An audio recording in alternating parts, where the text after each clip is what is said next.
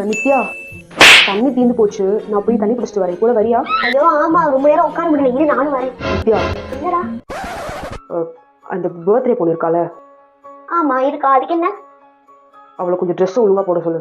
ட்ரெஸ்ஸா? அவ ட்ரெஸ் கேடா நல்லா பின்னிக்கிட்டு வந்திருக்கா. நான் ட்ரெஸ்ஸை பத்தி சொல்லல, ட்ரெஸ்ஸை ஒழுங்கா போட சொன்னேன். போடாத, ஏன் கூட நாங்க பேச கூட மாட்டோம்டா. விட்றா, அதான் சோறா சீன் போடுவாங்கடா. நித்யா, ரொம்ப கிரிஞ்சா இருக்குடா நீ பண்றது. இரு இப்ப சொல்றேன், முறைக்காத.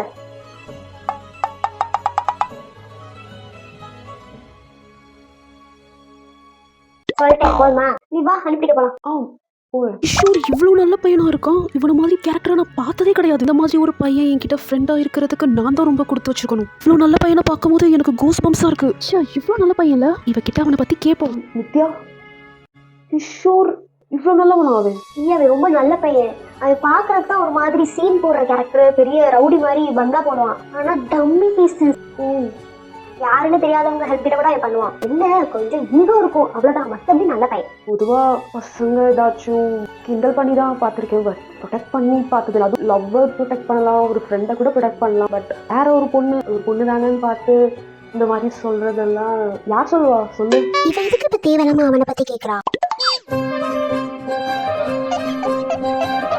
ஐயோ, நான் இப்ப ஏன் அவனை தேடினேன்? ஆனா எனக்கு அவனை பார்க்கணும் போல இருக்கு. நான் பண்றதெல்லாம் பார்த்தா சிரிப்பா இருக்கு. இருந்தாலும் நல்ல பையன் தான் ரொம்ப. இன்னைக்கு நைட் அவனுக்கு மெசேஜ் பண்ணவா?